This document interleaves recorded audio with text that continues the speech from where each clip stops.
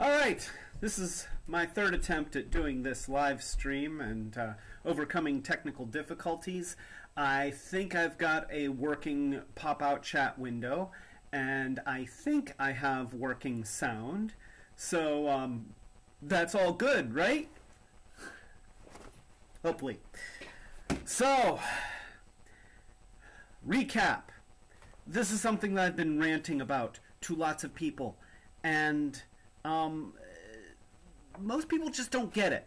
And maybe this is because I work in industrial design, and for those people that don't know, industrial designers, that's actually a blanket term that covers a lot of different disciplines. Like people that do practical effects in movies are industrial designers.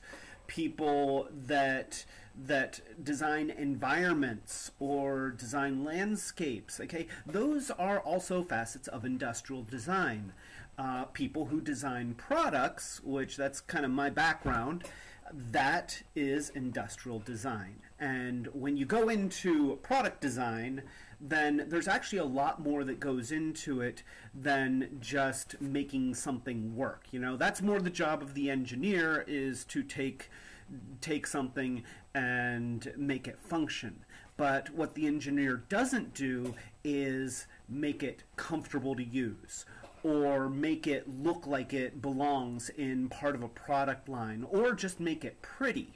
So there's sort of a balance between a three-dimensional artist who's making things that will elicit an emotional response in a person and create something that people have a connection to on that kind of emotional level, versus the engineer who really doesn't think about that kind of stuff. And that is where industrial designers, hello, hi everybody at work, that's where we fall.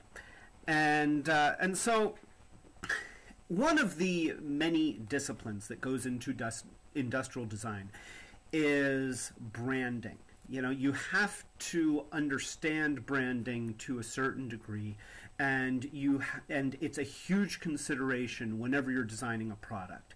So like when Apple comes out with a new product, it's not just about creating a device that functions in a certain way. It is about creating an experience and giving them an identity. So, you know, let's see here. I have visual aids here somewhere. So let me just there we go. All right. So can I make that do that? I kind of wish that I could just pop it up, but you know, there. Okay, so now I have an Apple logo on the screen.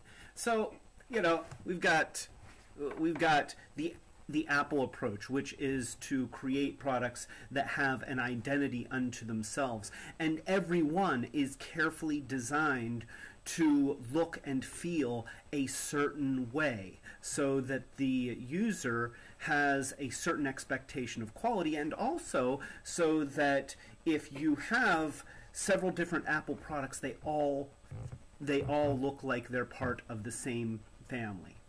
So branding is important, and it's not just a function of marketing, it's a function of design. So companies spend a lot of money on this stuff. I mean, they spend huge portions of their budgets to create this identity. And one of the greatest achievements of any company's branding and marketing is when their brand transcends the needs for words. When they can have an image that just represents their brand in the mind of the consumer, then that is pay dirt. Okay, that is what they want. And let's show you a few examples here. We've got so yeah, we know what this is. All right. Now, granted, that's an M, but it's known as the Golden Arches. And that emblem is recognizable all over the world. We've got, so here's a little lesson, just a little historical lesson. We've got NBC that up to 1956, they just had their letters and, you know, various colors and images. But in 1956, they adopted the peacock. They were still using their letters, but they had the peacock. And people loved the peacock. In fact, they were using that peacock up to 1975, when for some reason they went to, oh wait, I don't have it real, oh wait, yeah, I do. No, I don't. Okay. So they went to this thing. Let me see if I can zoom in here. Oh, is that all it zooms? Seriously? Oh, wait, no, I can do this. So they went to this thing. I don't know what that is. I guess it's supposed to be an N. It's sort of like two chisels that are missing each other. Two quadrilaterals. Nonetheless, after they went to that, people kind of hated it. So then they immediately went, I guess I should go back to normal view before I start changing things. So then they went to the peacock that they are still using to this day. And this is a crowning achievement. Okay? Everyone loves the peacock. You might hate NBC, but you know you gotta love the peacock. Peacock is our friend. So that is why when, well, wait, I'll give you another example just because I can and just because I downloaded these images, so I might as well use them. I mean, you know, if I'm going to commit a little bit of copyright infringement, I feel like I should commit a lot of copyright infringement. So, let's, there we go. So, we've got Starbucks coffee. Do you know what a big deal it was when they went from this to that? Yeah. In a very short amount of time, they managed to educate the public that is she a fish lady? Is she a mermaid? I don't know what she is, but she seems to have like things that sort of look like fins, like coming up. I mean, well, that would mean that she has two tails. Maybe she's just a lady that's got like waves behind her. Nonetheless, that lady, in the minds of consumers all over the world, means Starbucks. That's a crowning achievement. So, now let's get to the meat and potatoes of this whole rant.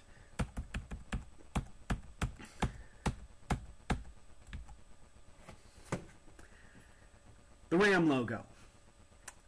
This is probably one of the most recognized logos in the automotive industry. It's iconic.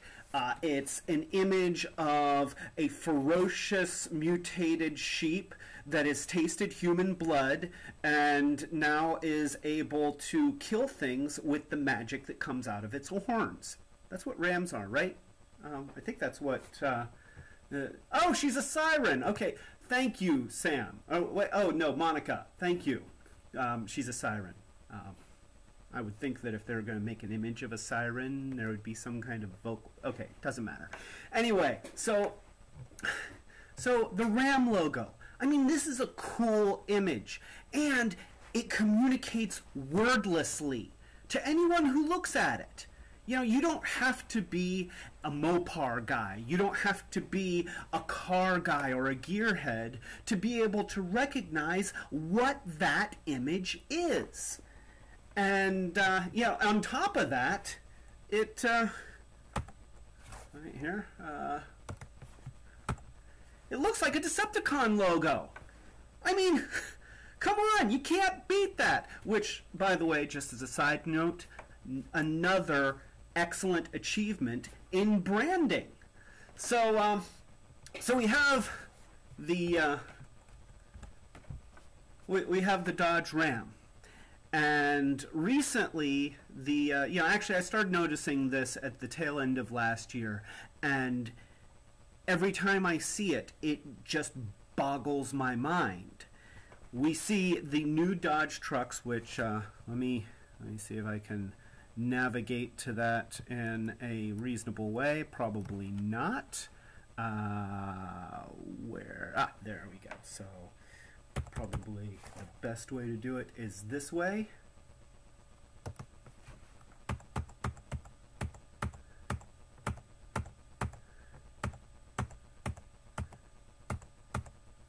There we go.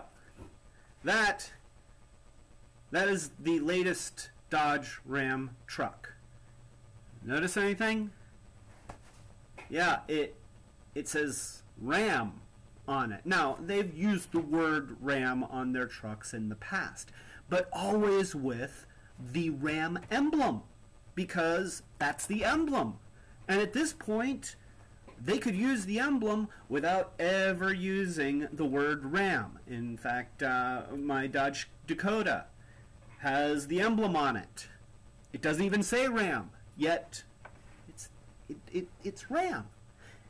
And that communicates well. That means that even if you don't speak English, you recognize what that is.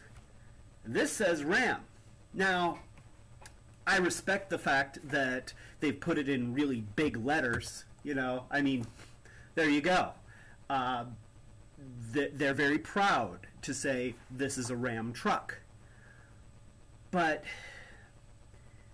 I'm just amazed that not only did one person come up with the idea to create these trucks without their emblem, but that other people said, yeah, that's a good idea. Yeah, let's do this. I'm struggling to figure out what kind of person probably came up with that, but I do have some idea. I'm sorry, I had to put a chimp picture somewhere in here. So now they have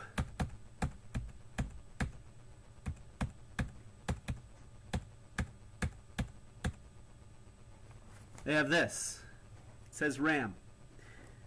And if they sell this truck in a Spanish-speaking country, does it say El Ramo? I don't actually speak Spanish. Amray Uctre, if you happen to be in Cleveland. I just wanted to take a cheap shot at Cleveland. I actually like Cleveland, but I live in Pittsburgh, so you know, it seems like it's important to have kind of municipal rivalries between cities. So I've just tipped my toe into the water on that one, and I'm looking forward to angry comments from Clevelanders because I deserve them. But what they've done here, it's not just a choice. I mean, you can look at it and you can say, well, it looks fine. And you can say, hey, that's a cool looking truck. Or well, it's not that big of a deal. But understand that this hurts the brand.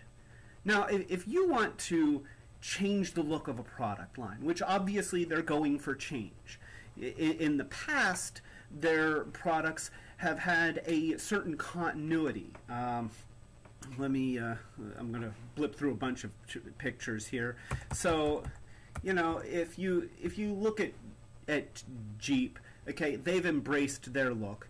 And you can see that, you know, their Jeeps actually look like their logo. You know, they have taken that front headlight and grille combination and they've incorporated that into their design. Actually, their products, you know, the Wrangler has looked this way for years, and so they've owned this as their image. And at this point, they could probably drop the word Jeep off of that logo and people would still know what it represents. You know, even, see, there it is again.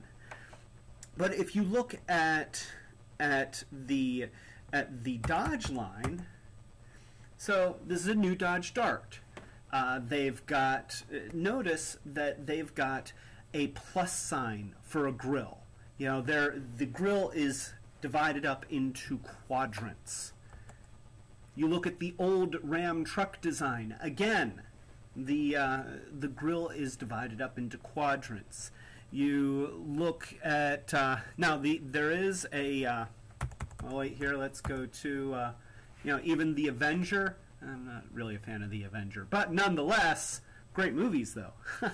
Well, okay, the second one wasn't very good, but still. So they've got this brand continuity. The only place where they deviate from this is in their special vehicle, their muscle car, the Challenger, which goes in its own direction. Other than that, plus sign. Plus sign. Plus sign. And that's brand identity. Now, obviously, with the new ones, oh yeah, minivan. I don't know what it's called. Nobody actually cares about the minivan. But nonetheless, plus sign for a grill. So they've gone with this design, and obviously they're trying to go in a new direction design-wise. And that's fine. And I would expect that with their upcoming models, they continue this pattern of having a recognizable grille shape that gets repeated into their other vehicles, because that creates brand identity. But not having the emblem completely detracts from that brand. If anything, if they wanted to make a bold statement about their new truck, they could have done it by either updating the emblem in a unique and interesting way, making it big, making it bold, adding hood ornaments, but going to a text logo that is devoid of the imagery, it just doesn't make sense. And mark my words, you watch in another year or two, they will probably go back to the Ram, because brand identity is important. And I know that very few people watch this channel and watch my live streams. So if you happen to know somebody who is a little bit of a muckety-muck at Dodge, then show them this live stream and just jump to the relevant parts where I'm not just yammering on incessantly, because they need to understand that this kind of thing is not just, it's not an aesthetic, okay? It's not about whether somebody likes it or not. It's about cementing who you are to your customer base and to the people who aren't customers, so that even people who aren't buying Ram trucks know what they look like and hopefully want one when they see it. So that's my rant. I apologize for the technical difficulties. We will be continuing on the MAME project later on as the month progresses. Although I am going to be going on vacation in a couple weeks, and that's going to be awesome. And I'm going to try to excuse me. I'm going to try and create some content for everybody while I'm there, and so that's going to be a lot of fun. So anyway, this is Clay Carlino, and letting you know that exactly, it's kind of like when I don't have my hat on during my video. Thank you, Nathan Fillion. Yes, Nathan, if you want to help me be able to afford a Dodge Challenger, I would be happy to get one. But you know what? If I end up with a Charger, then I'll be happy too. Anyway, I was doing the closing. But yes, just responding to Nathan Fillion's comment. I wear a hat on my videos, and then at the end I say, "This is Clay Carlino reminding you that now you know you don't have to be afraid to get on the internet and rant about logos that nobody else is paying attention to. This is Clay Carlino telling you to be brave. Yay! And see, that's part of my brand.